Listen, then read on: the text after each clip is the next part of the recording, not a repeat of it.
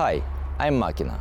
Today I'm going to talk to you about my experience at my first 5K Sprint Spartan Race.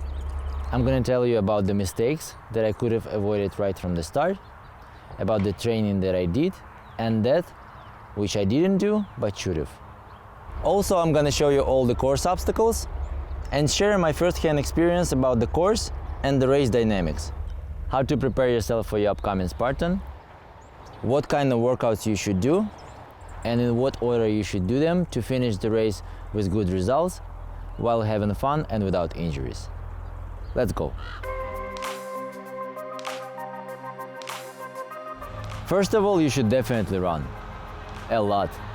Running 5K 3.1 miles with obstacles during the Spartan means you should be able to do a regular run of at least 4 miles. I would typically do 4 miles road runs with 22-pound vest. 2 weeks before my Spartan, I started doing trail runs either with or without a vest. This prepares your joints and ligaments for a very specific load. It helped me a lot during my Spartan. I was also doing full body workouts and weightlifting. It helped a little bit, but more specifically targeted weight work would be more helpful. Almost everyone, including myself, was stretching. Yes, it helps a little bit with running, but after 2 miles you realize that not that much. And other preparations beforehand would be more helpful. For the Spartan you need very specific training. We'll get into that later. They have few pre-race obstacle training spots at the race site, so you can practice if you're a first-timer. For instance, a spear throw or an atlas carry. Positioning yourself during the start within the group of runners closest to your ability is crucial. You need to know your typical running time and to position yourself accordingly. For instance, I typically run 3 miles in about 24 minutes.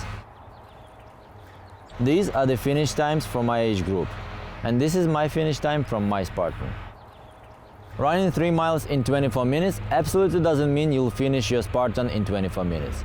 But in hindsight, positioning myself closer to the first 20 competitors would help me a lot.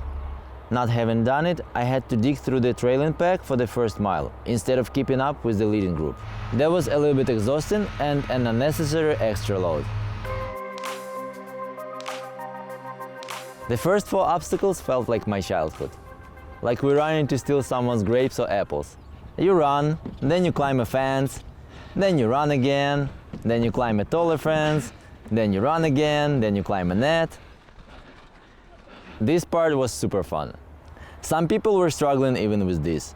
If you do some bouldering in a rock climbing gym a few times a week, this shouldn't be a problem for you. Bouldering by itself will help you with many obstacles. For instance, with the inverted wall, the helix, the Z-wall, the A-frame cargo, the monkey bars, and the multi-rig. I trained on a handboard at home every day, so it wasn't that hard. Just be careful. Other obstacles involve carrying and drag. The obstacles with carrying are the atlas carry, the bucket carry, and the sandbag carry. For men, a bucket and a sandbag are about 50 pounds each, and a carrying distance is about 500 feet. An atlas is about 100 pounds. And the distance for the atlas carry is about 60 feet. So you should be able to lift 100 pounds from the ground. For women, the weight is about half as much. The obstacles with drag are the plate drag, the sleep wall, the Hercules hoist, and the rope climb.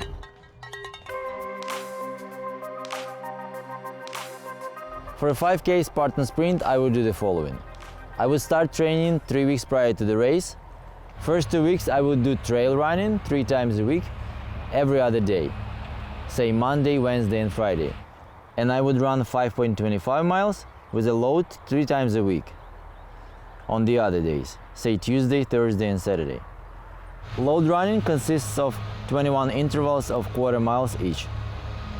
At each interval you do either carrying or drag or back rolls. The 3rd week is a tapering week. You should start slowing down. Last 2 days prior to the race, you should rest completely. Sunday is the race day. Let's crush them. If you liked the video, hit like and subscribe buttons See you next time.